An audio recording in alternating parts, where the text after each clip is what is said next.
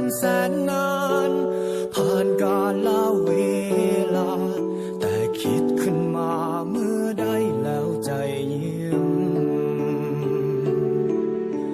อยู่ที่ห้อง52เลี้ยวมองเข้าไปเห็นภาพเก่าภาพที่สองเฮาเคยนั่งเฮียนโต๊ะตั้งไม้เก่าๆที่เฮาเคยใส่นั่งขีดเขียนข้างฝาห้องเฮียนเขียนว่า I love you คิดทั้งชีวิตม.5 คิดทั้งคนฮักตอนม.5 คิดทั้งวันเวลาเก่าเหล่านั้นอยากกลับไปอยู่ม.5 อยากกลับไปเป็นเด็กม.5 กลับไปเรียนวิชาภาษาใจพอกลับมาถึงบ้านลองค้นภาพถ่ายเมื่อวันวานเห็นภาพสองคนนั้นกับเพื่อนฝูงทุกคนยิ้มแย้มแจ่มใสยังจำตอนนั้นงานปีใหม่ทุกคนนั้นห่วงใจออกเงินจัดงานอยู่ที่ห้อง52เลี้ยวมองเข้าไปเห็นภาพเก่าภาพที่สองเฮาเคยนั่งเฮียนโต๊ะตั้งไม้เก่าๆที่เฮาเคยใส่นั่งขีดเขียนข้างฝาห้องเฮียนเขียนว่า I love you คิดทั้งชีวิตม.5 คิดทั้งคนฮักตอนม.5 คิดทั้งวันเวลาเก่าเหล่านั้นอยากกลับไปอยู่ม.5 อยากกลับไปเป็นเด็กม.5 กลับไปเรียนวิชาภาษาใจ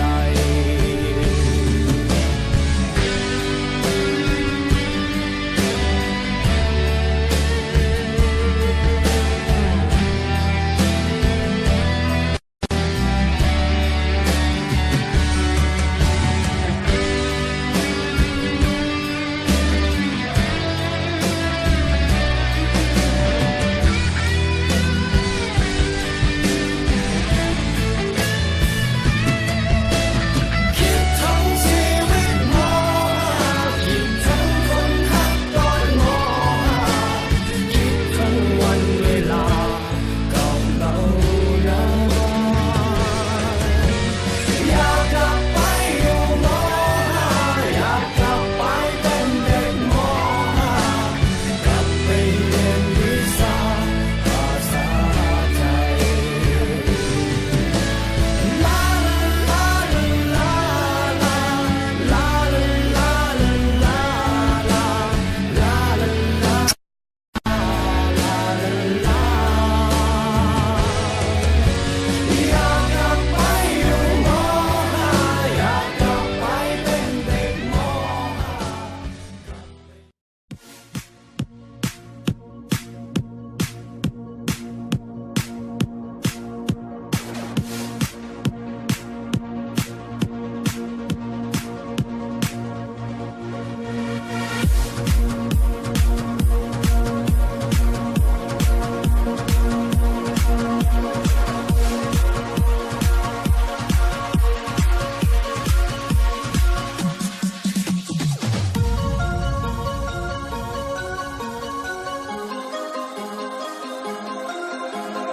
Where did you come from? I wanna know. The way that you're moving, it's hard to move on. I can't help but feel what I feel for you, baby. I know we just met, but I hope.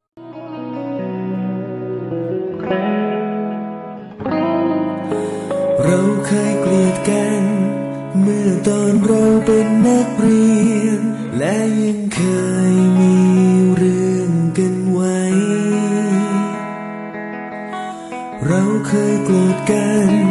เ มื่อเจอกันในชั้นเรียนไม่เค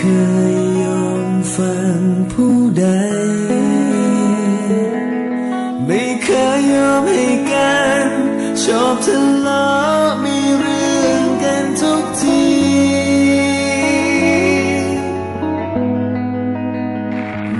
จะเป็นไงก็ช่างมันแต่จะให้ยอมแพ้เป็นไม่มี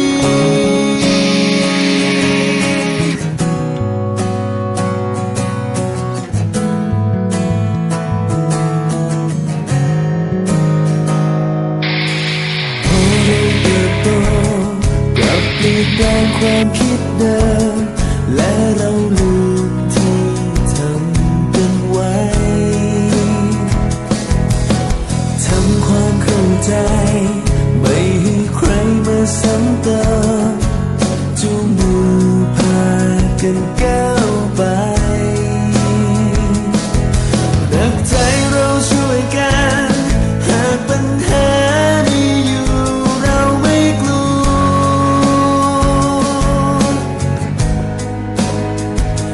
หากว่าเราจะช่วยกันไม่มีวันความหวังจะมืดมัว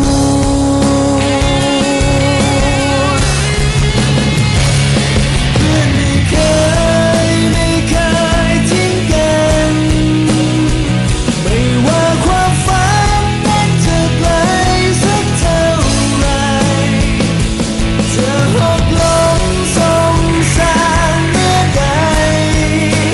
เพื่อนจะปลอบใจ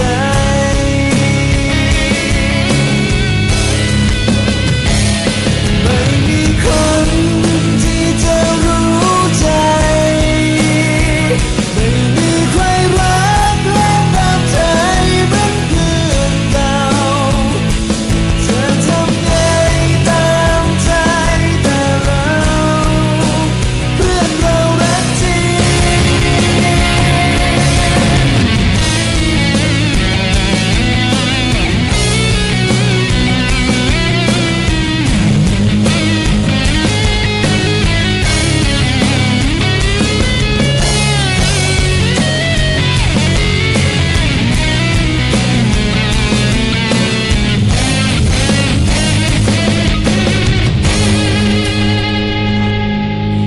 จะมีกี่คนที่จะเคยมีเพื่อนดี และให้เราทำตามความฝัน จะมีกี่คนที่เต็มใจจะร่วมทางและเข้าใจในความสำคัญ ยิ่งที่ยิ่งผูกพันเพื่อนเท่านั้นจะอยู่กันเรื่อยไป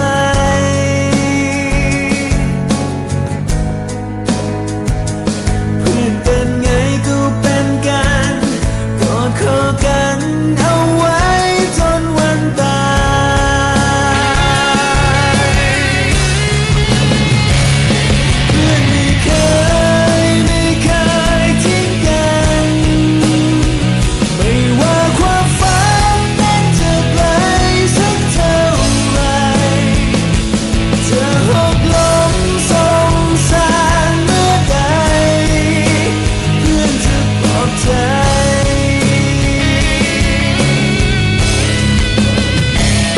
ไม่มีคนที่จะรู้ใจไม่มีใครรักและตามใจเหมือนเพื่อนเก่าจะทำไงตามใจแต่เราเพื่อนเราเข้าใจ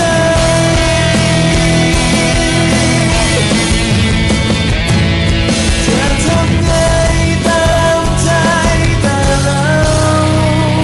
เพื่อนเรารักจริง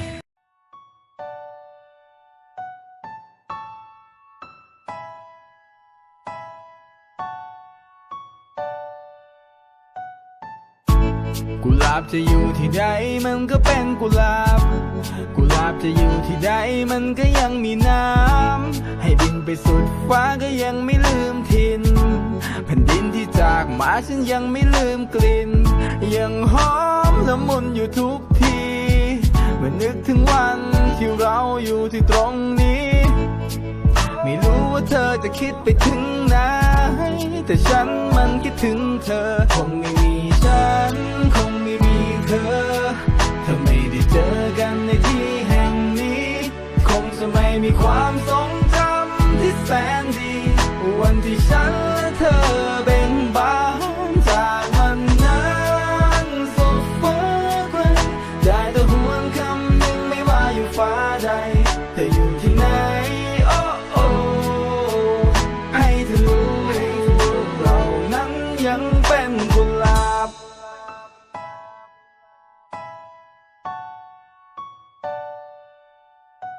ที่ฉันได้เคยเรียนทำให้ฉันได้พบเธอจากวันนั้นที่พบเจอให้เธอรู้ฉันไม่เคยเปลี่ยนในวันเวลาที่พ้นไปข่าวเธอฉันก็ยังคงสนใจยังคงหวังลึกๆให้เธอได้ดีและมีสักครั้งที่นึกถึงเพื่อนที่ได้มีช่วงเวลาที่เราอยู่ด้วยกันสำหรับฉันเมื่อไรมันก็สำคัญคงไม่มีฉันคงไม่มีเธอถ้าไม่ได้เจอกันในที่แห่งนี้คงจะไม่มีความทรงจำที่แสนดีวันที่ฉันและเธอเบ่งบานจากมันนั้นสุดฟ้าไกลได้แต่หวนคำหนึ่งไม่ว่าอยู่ฟ้าใดเธออยู่ที่ไหนโอ้โอ้ให้เธอรู้เรานั้นยังเป็นกุหลาบจะอยู่ที่ใดมันก็เป็นกุหลาบจะอยู่ที่ใดมันก็ยังมีน้ำให้บินไปสุดฟ้าก็ยังไม่ลืมถิ่นแผ่นดินที่จากมาฉันยังไม่ลืมกลิ่น